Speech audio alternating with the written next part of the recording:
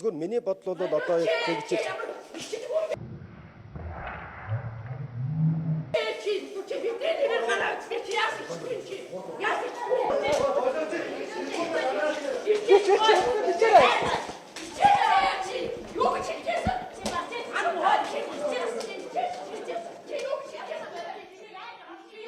Үзэгчдээ уур бухимдлаа илэрхийлэх арга зөв сонгоогүйгээс хүний эрхэд халдаж байгааг энэ бичлэгээс харж байна.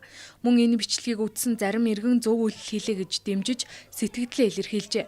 Нэг хүний эрх нөгөө хүний эрхээр хязгаарлагддаг тул эрхээ эдлэгтээ үүргээч муу адил биелүүлэх хэрэгтэй гэж хүний эрхийн судлаач онцолж байсан юм а. Шил хэрэглээд эхлэхээр зэрэг хүний эрхийг хамгаалж байгаа үйлдэл биш болоо явцдаг тий. Тэгээд ялангуяа энэ сошиал медиагаар одоо ийм явдлыг тараагаад тэгээ явж байгаа нь болохоор зэрэг нийгэмд бас их тийм хүчирхийллийн арга замыг сурталчилсан одоо ийм үйл ажиллагаанд оролцоод байна гэсэн үг зөвшөөрч хүлээж авч баг өөгшүүлж байгаа комментууд тэгээ тэрнийг одоо бусдад шеэрж байгаа явдал нь л өөрөө нийгэмд хүчирхийллийг дэмжиж байгаа ийм одоо үйлсэд бол хувь нэмэр оруулж байна гэж бодох ёстой юм байна. Буруу үйлдэл хүний эрхт халдахаас гадна нийгмийн сэтгэл зүйч сөргөөр нөлөөлдөг байна. Сөрөг буруу үйлдэл хийж байгааг харсан хүн автоматар түүнийг даган дуурайдаг тухай сэтгэл зүйч ингэж ярьж байна.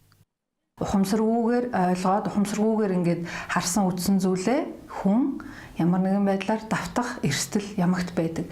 Яагаад гэвэл хүн бол амьтанлаг шинжтэй. Хэр их сөрөг мэдээллийг харна, хэр их одоо тухайн мэдээллийг хүлээж авна, төдий чинээ сэтгэхүй, сэтгцэд нөлөөлөлөө үлдээж байгаа бол мөрөө үлдээж байгаа гэсэн үг.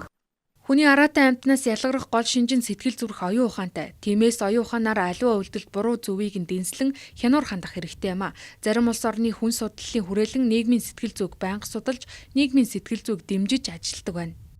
Улс орн бол хөгжиж, сайн сайхан нийгмийг бүтээе гэж үзэж байгаа бол эхлээд хүнээ судлах нь их чухал.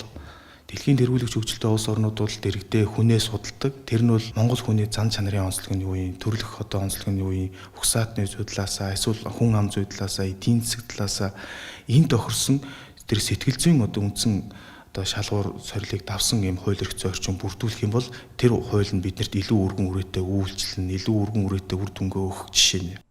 Нийгмийн амьдралд тохиолдох хүний эрхэд халдаж байгаа үйлдэлүүд хүчирхийлэл өдөх боломжтой гэж судлаачид үзэж байна. Өөрөөр хэлбэл бидний үг үйлдэл бүрийг хүүхдүүд харж даган дуурайж байгаа юм а. Тиймээс хүнлэг нийгмийг бүтээхийн тулд хүн бүр өөрийн үйлдэлээ хянах хэрэгтэй гэсэн юм.